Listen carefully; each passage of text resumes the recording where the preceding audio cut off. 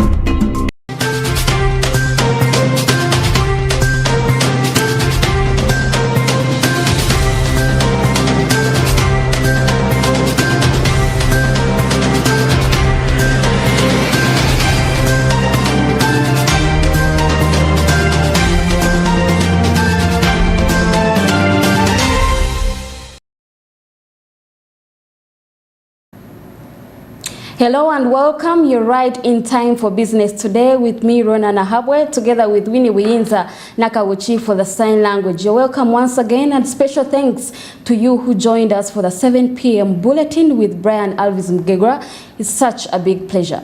Now, to begin with, in business today, let's look at the preparations for the NAM conference, the hotly contested Munyenyo Conference Center that will be hosting the non-aligned movement late this year is currently 7 months into development. It should be remembered that in March, the Committee of Trade presented loan requests of 86.4 billion shillings needed for the construction of the convention center, a development that was met with details from a section of legislators who found no viability in the investment. Currently, UDC is in partnership with the Ruparelia Group undertaking progress of the project, which commenced in November last year and expected to be complete by November this year. Let's have a look.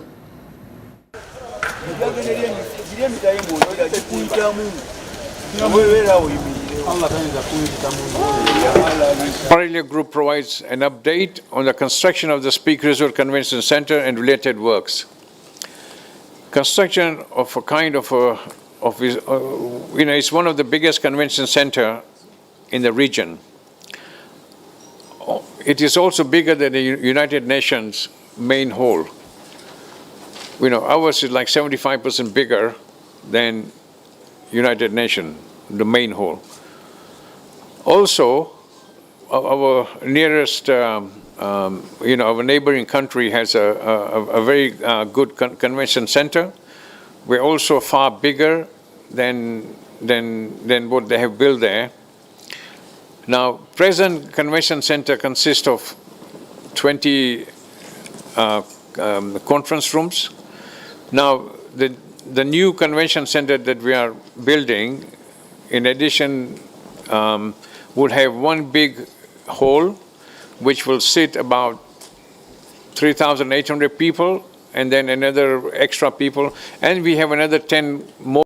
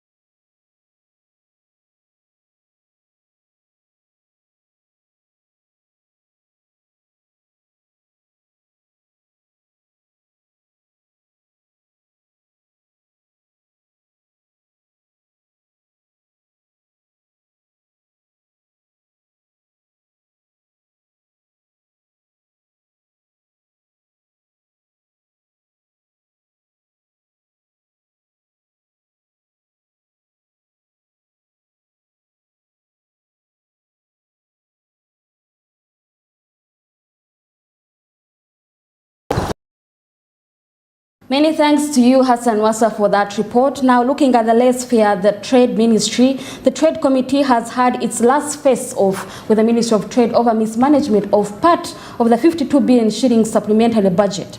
Details from the investigations reveal that investigations in light of the open access of the ministry's procurement system and security, procurement was made by the office attendant, Tom Opio, other than the rightful officer. 6.2 billion shillings was mishandled, and Samla Amifa has more of this report.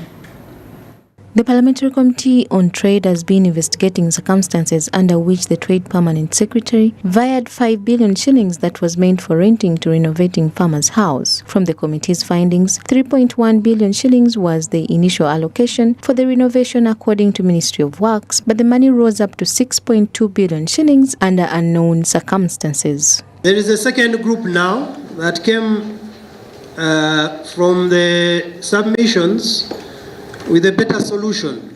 Since Farmers House is owned by government, let us renovate. Okay? Whether the intentions were good or not, it will be up to the members. But now, the procedures that were followed, were they within the law? How was the contractor identified? How was the contractor paid 80% as opposed to the law?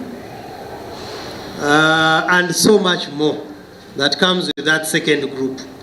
The committee tasked the Permanent Secretary, Mrs. Geraldine Sally, to explain why she gave authority to a one Opio Tom, an office attendant, availing him access to the procurement system and surprisingly locking out the head of procurement. In her response, Sally informed the committee that every staff at the ministry can access the procurement system, including security. What was the motive of the head, the PS, removing the procurement officers? And that man, I don't know his name, he was very categorical and very clear, and I think he will go to heaven. What was the motive of the PS in trying to remove from the system the rightful officers and appoint the so-called office attendant? I think, as members here, Pio and Ada Kamuchungus. You see, that is now just one department. Even the procurement department We are looking, is a user department. Yes, but we are looking at procurement. Yes. So every department, even mine, there is a procurement user, even if they are not a trained person. So that's how EGP works. So you are telling us even the askaris at the Ministry of Trade have access to the system? Yes. Okay. There is a security officer who also has access and raises Clarification. for their area. Yes. Chair, clarification. Level, she's a senior citizen who has risen from levels to where she is. And in front of the cameras, she's really ashaming the appointing authority who appointed her, and also giving more shame to the head of public service to tell the whole nation, because the whole country is hearing you, that a security guard, an office attendant, a tea girl in the Ministry of Trade, and a cleaner in the Ministry of Trade has all of them at any level of the are at the same level and have access. Yet she will go to the procurement office. Here I seek your protection because yet the senior officer who was in charge, who was blocked, is the permanent secretary really in order to come and embarrass herself badly in front of the committee and in front of the nation by showing them that she is not to the level of what we expected her to be. Is she in order? In regard to the questionable layoff of staff at the Trade Ministry, the committee expressed interest in the circumstances under which the Permanent Secretary terminated most of the staff and others sidelined, only to discover that all who disagreed with the PS as far as the procurement of vehicles and renovation plan were axed from the system. Vice versa, this I say I cannot buy this vehicle because the risk is. They say I will protect you. I say I don't believe that. Because accounting officer for like in OPM, accounting officer cannot protect a technical person. So she asked me a question: will you procure this vehicle or not? I didn't say no. I bent my head down, then I shook my head. Then she said, get out of my office. And that was the last time I talked to her. If indeed, I really need to see calendar. If indeed this is the reason she struck me off the system, she should have written a disciplinary case to me or some sanction to be made. So I think that's not the reason. Thank you. There is 7. Chair, I can table the request form or letter with all its communications thereto. What I got to learn after a few weeks is that I had been taken off the system, much as I did not get this communication myself. They had brought to me another request to approve, and when I attempted to access the system, I was not accessing it. When I inquired later, I was told a letter had been sent to finance to remove me from the system for reasons, of course, which I did not understand. According to the permanent secretary, the staff that were locked out of the system were derailing government work, yet she needed it to be executed in time.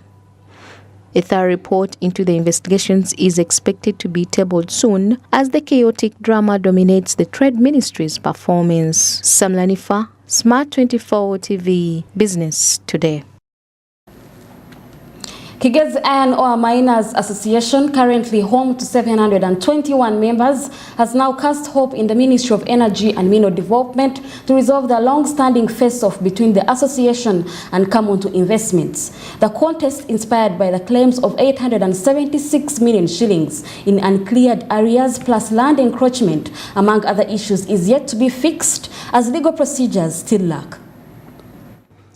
In a move to resolve the long-standing financial dispute between Kigezi Iron Ore Miners Association and Kamuntu Investment, owned by Rubanda County MP Moses Kamuntu, Minister of Energy and Mineral Development Ruth Nankabirwa set foot in Hamurwa Town Council, Kabale District, where the association, currently home to 721 members, claims arrears amounting to 876 million shillings for iron ore material supplied between 2018 and 2021 to Kamuntu Investment. We worked team for 12 years. We could mine, give him material after he bring money. Then after some time, he started just give him material up to like 40 million, he don't give anything. Then after a period, me myself, I'm demanding him 27 million. If he's here, he can witness. I'm not lying. We were chatting on the WhatsApp. The time I stopped giving him material, I was demanding him 42 million. He gave me 15 million.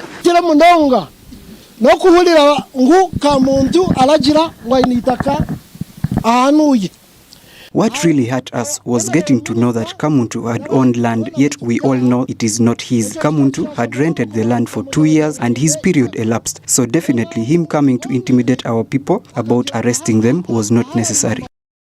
Kamuntu Investment proprietor Moses Kamuntu denies defaulting on any payments and maintains rightful occupancy on the contested land where accusations of illegal encroachment and exploitation have been echoed. I own 200 acres of land in the Muko mine. I don't own the license and I've never complained. Have I ever complained? No. But you can exchange. Give me Muko and give Batakai. I don't have any problem. Yes. You give me Muko if it is now mining in people's villages. Also let me go and mine in my village. But now, to mobilize people to come and terrorize here. Following inspection of the mining area by the Energy Minister, a meeting with the artisanal miners and Moses Kamuntu ensured an assurance for licensed activity to the miners was made, provided legal procedures were met. And the Act now requires the Minister of Minerals to organize the artisanal miners, license them as artisanal miners, train them so that they mine and get money themselves. That is a category or a group of miners. So we solve those conflicts. Land wrangles. A robust legal inquest into the Kamuntu miners' conflict is expected to effectively resolve contest over uncleared payments, encroachment, among other underlying factors for the conflict. Kenneth Daniel, Norbert Ndiamuhaki, Smart 24 TV, Business Today. Let's now move to tax literacy. Several businesses are still struggling to comprehend and execute their tax duties despite efforts to simply taxify the laws. A factor that is bound to dent GRA's current 29 trillion target. Now, CASITA has an attempt to bridge this gap sought counsel from Uganda Revenue Authority to assist traders understand the various taxes and measures to ensure sustainable businesses. Brenya Katsime has details.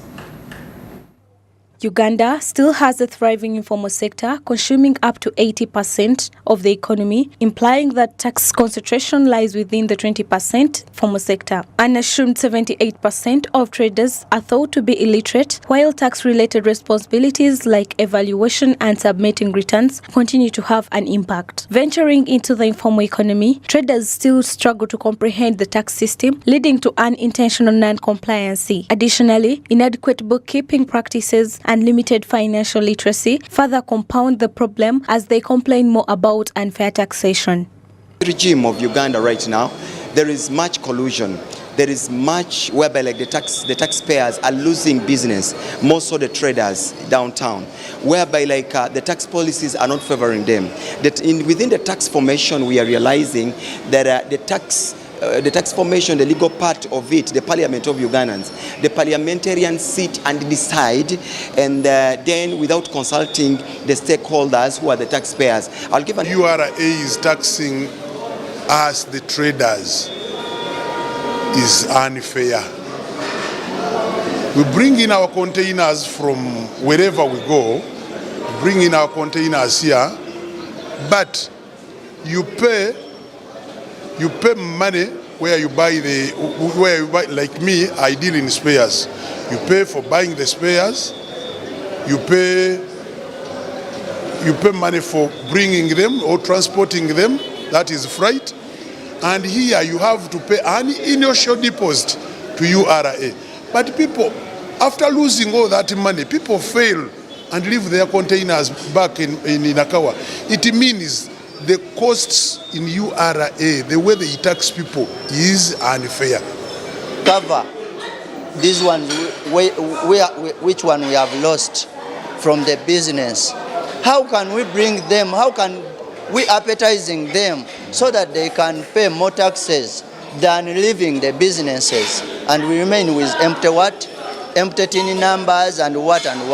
And Uganda Revenue Authority claims that with a strategic focus on sensitization campaigns, they can bridge the knowledge gap and empower traders to comply with tax regulations effectively. By partnering with government agencies, tax experts and business associations, these initiatives will not only alleviate the burden on traders, but also contribute to growth and formalization of the economy.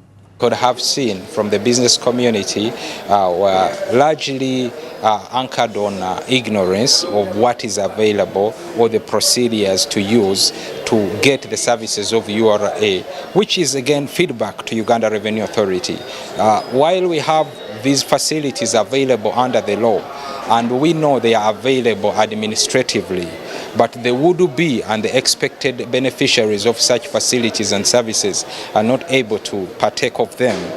It means there is a gap, there is a disconnect, and that is the beauty and the benefit that we get from engagements like this, that we are able to reflect on what we are doing and how we are administering and supporting the business community. Analyze the budget. I think the government is trying to listen to us. That when you overtax someone who is complying, it means that you are going to corrupt the business. But now you find that they have tapped into real estate. You are purchasing a land, they require a tin number. So they are trying to widen. You find that even these are other new innovations who have brought in like bombuchas, now they are being taxed. You find that now foreign companies who have been enjoying profit, like online business, the Uber and the likes, now they are being taxed. I think they are trying to critically analyze how can they widen the tax base. To address this issue, there is an urgent need for increased sensitization and awareness. Sensitization efforts hold immense potential to transform the taxation landscape for. Let's now turn our eyes to the current financial year and how it is set rolling. Out of the 52.7 trillion shillings approved for the current financial year budget, 4.8 trillion shillings, 16% of the gross amount, has been released by the Finance Ministry to cater for public service. Priority has been extended to works, health and education, as accounting officers that will disregard guidelines are questioned on equity to underpin fiscal discipline, budget credibility, commitment to service delivery and timely project execution. Let's have a look. The current fiscal year has figuratively been set rolling as the Finance Ministry disbursed funds for the first quarter. 4.8 trillion shillings has been apportioned for the various development projects and public service. Quarterly allocations for wages, non-wage and development have equivalent shares disbursed. Specifically, 169.9 billion shillings has been allocated for pension payments to civil servants and 147.7 billion shillings for gratuity payments and the rest to education, health and infrastructure works. 140.241 billion shillings, that is 25% of the approved annual budget, has been provided to the national medical stores for the purchase of essential medicines and drugs. We protect the budget for NMS to ensure that they buy the medicines that Ugandans need in a timely manner. So we have released their quarterly budget fully. 50 billion shillings has been also provided to UNRA and the Ministry of Works to pay certificates for the ongoing projects. 91 billion has been provided to universities in line with the semester requirements. We appreciate Ministry of Finance specifically for releasing the money early, because the prevalent excuse that local governments especially have been giving late releases. This was a previous complaint, but along the way Ministry has been addressing it, and we highly appreciate. Because of that, they have always been saying we are not able to ban. The ban rate has been low because of late releases. But then they do not have an excuse now. At least having released the money by 6th of July, it's really early enough for them now to do. Which brings again the question of preparedness that local governments and of course the MDAs need to do early planning if it's issues of procurement, so that by the time the money is released like this, you hit the road and do the activity. With a central bank rate maintained at 10% and taxpayers saved 1.9 trillion shillings in interest costs, 13.6 trillion shillings was returned to the office of the Prime Minister due to low absorption. Delayed implementation of financial projects and accumulating arrears has incited call for physical discipline by CS BAG. On a positive note, the Ministry of Finance, Planning and Economic Development confirms innovation that prevented losses amounting to 2 trillion shillings. In fact, we are told that 13.6 billion was returned to the Treasury by the OPM due to low absorption capacity in the financial 2021-2022. And definitely this affects delivery of services. We also believe that as the accountant general is compiling the accounts, surely money will return back. We would like to know, PSST, the steps you are taking to ensure that this money that we intend to execute this financial year is actually absorbed on time and also on budget. Remembering that we also have our PDM, which we know that has been struggling in absorbing money. The other element, PSST, is the delayed implementation of government projects, and we know this has been a very key challenge in our public investment management. We also want to know, as we start the new financial year, the steps we are taking to address this particular challenge. The accumulation of arrears, you talked about it, Chair. We know that there are only two options to stop the accumulation of arrears. One is to stop accumulating them itself. Reduce the cost of borrowing. One on government. And we came up with an innovative way of doing it. we got a currency, a cross-currency kind of model. And going forward, we are going to explore more innovative ways. Now, that cross-currency innovation that we made, I'll ask you, the director of debt, if you want more details, to give you the details, helped us to get the money to finance the budget as we had budgeted, but at a cost which is nearly 2 trillion lower than we should have paid.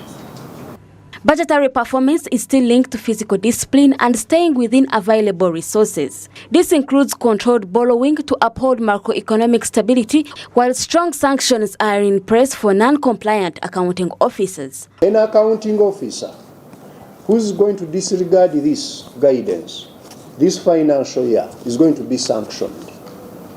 You make any request for supplementary that is not within the prescribed provisions, that accounting officer is going to be sanctioned by this ministry and by me in person. Ronana Habwe, Smart 24 TV, Business Today. We'll now take a short break from here, but we will return with more. Don't move.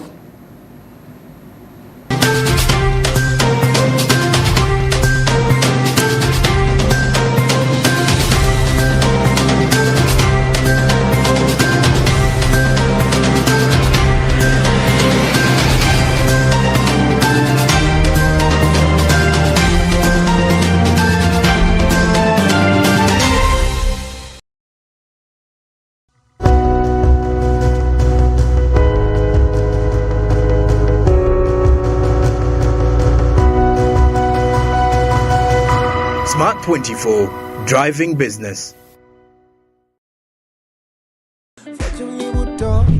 Cooking oil like no other makes your meal so sweet and scrumptious. The taste of Uganda, yeah, the taste of Uganda.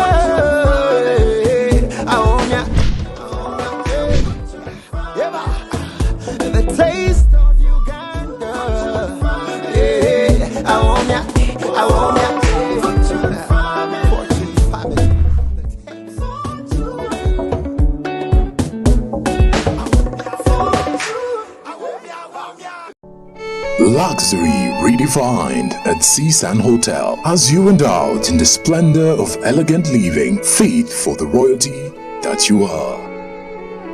Step into comfort, pampering and blissful customer-centric service as you select from our range of comfy exquisite living quarters furnished to meet with your royal preference. Surrounded by scenic beauty, our tropical setting allows you to escape the glamorous ordeal of city life. Our ambient green gardens will guide you to a place of revitalizing rest. The 3-star restaurant caters to your palate, serving your choice menu ranging from exotic cuisines to local delicacies. Our chefs will serve you full-course meals for a truly out-of-this-world culinary experience. Our fully stocked bar to whet your throat, from renowned global brand whisks, brandies, gins, beers and wines to our locally celebrated beverages, you will not lack for any brewage. It's an all-new experience in the East at Seasan Hotel, so visit today at plot 15 to 19 Spire Road, Ginger, or contact us on +256 751 719 960 and +256 785 354 614 for reservations. Seasan Hotels, luxury redefined.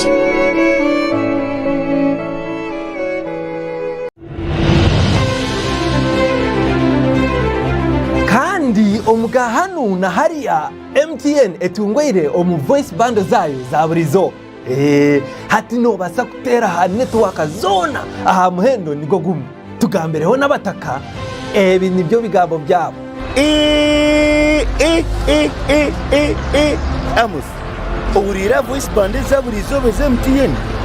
Hati okwegita aha nyamwingi y'abanyayuganda abakushemezibwa ezi voice bundles za buri izoba eza MTN ni *100*2 *21# ningashi koresa my MTN app okwegitaho umaha mukutu okumanya birungi nyamwingi ebikuruga omu MTN.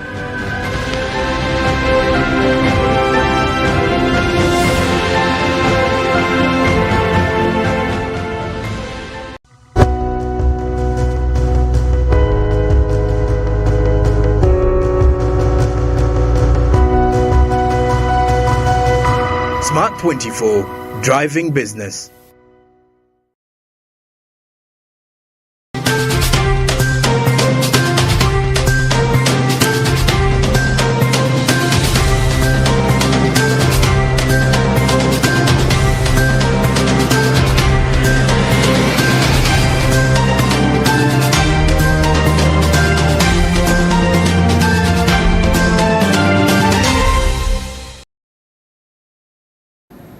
It's 30 minutes at the top of the hour, and we are still glad that you're still tuned into Smart 24 TV and watching Business Today. Now, the Small Scale Entrepreneurs and Suppliers Association has come forth expressing discontent for the strict and scathing measures Uganda National Bureau of Standards has instituted to enforce quality assurance. According to the association, denied access to marketplaces as products are unshelved, plus operational costs have been denoted as challenging to small-scale entities. Take a look. Following strict measures by Uganda National Bureau of Standards to fizzle out substandard products on the market, traders under the Small Scale Entrepreneurs and Suppliers Association is forging measures to operate within the necessary framework. The body has highlighted incidents such as denied access to marketplaces by UNBS, eventually asking the body to accord them more time to enforce standardization.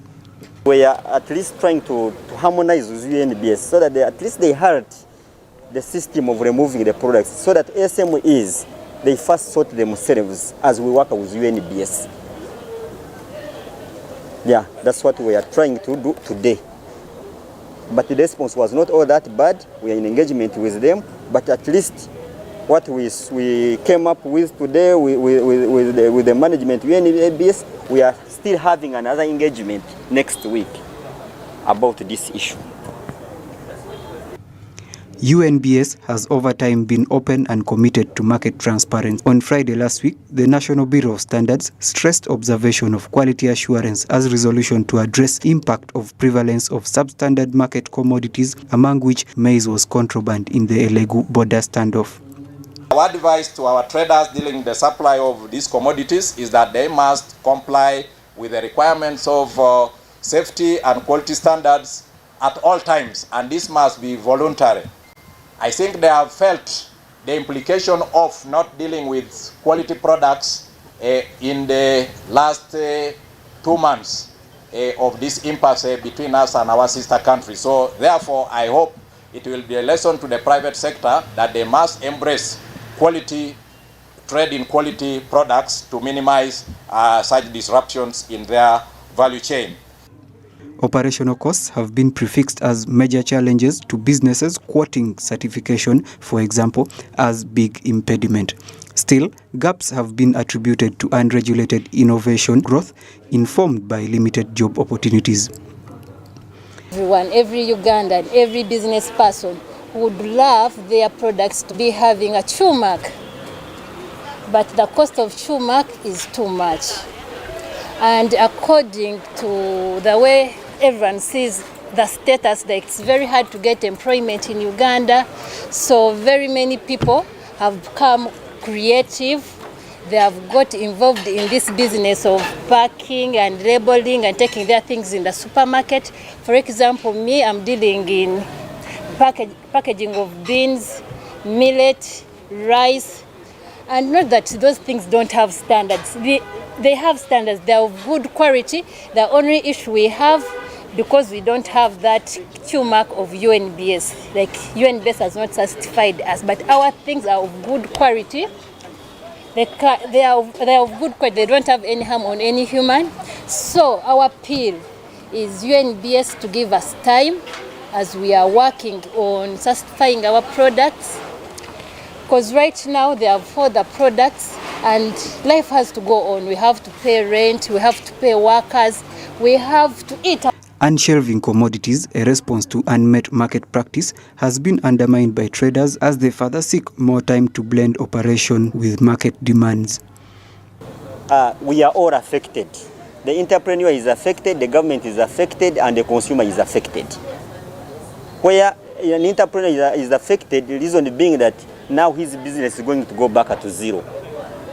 And even an entrepreneur, he has got many people he's employing who are going to be jobless. Plus the consumers who have been surviving or relying on our products, also they are not going to get their products back on the shelf. The demand for ample time to enforce standards seems conditioned on possibility of results ultimately. However, grant from the oversight body shall be gladly anticipated amidst the heat of market standards. We now look at how the coastal fish count falls. Residents in Kachonjo in Mombasa have underlined their need for mangrove restoration and protection as coastal fish count falls due to impact of degradation on the habitats for fish species. A campaign to plant over 1,000 mangroves along the stream is on course in effort to preserve the environment, habitat and nursery for food and wild seed supply. High fish count in the Indian Ocean has always been a priority for the coastal communities. To maintain that trend, Kachongo, Mombasa embarked on a mangrove planting spree in 2021 with a total of 106,000 trees, targeting an extra 100,000 per year.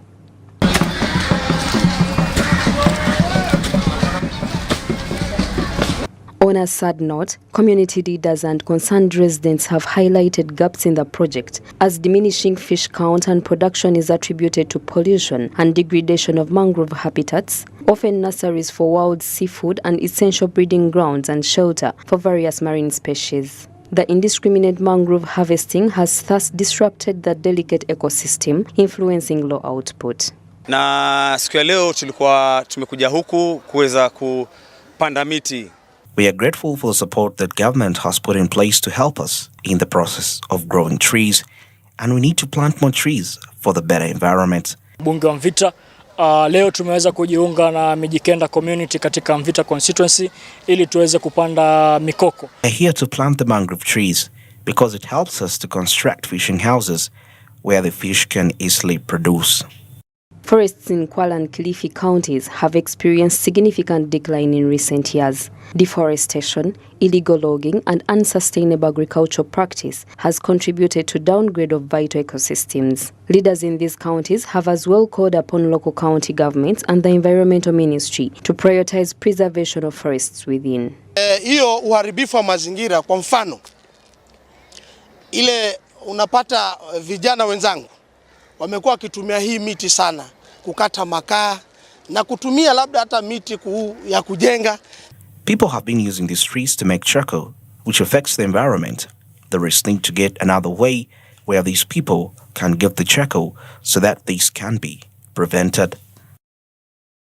As the campaign to plant 1 million mangroves remains on course, Kachonjo residents are still hopeful that efforts will yield positive results for fish production. Despite Indonesia, for instance, having the largest expanse of global mangroves, it faces similar challenges as it is within wild vegetation cover being degraded due to human activity. Naomi Mtumba, Smart 24 TV, Business Today. That now leads us to the end of Business Today. Thank you for having joined us tonight. I'm Rona Nahabwe, together with Winnie Wiinza Nakawuchi for the sign language interpretation. Catch up the rest of the news updates on our social media platforms, YouTube, Twitter, and the like, to be up to date with the latest information. As always, thank you for your pleasure and your kind attention. From me and the entire team here at Business Today, I wish you a good night.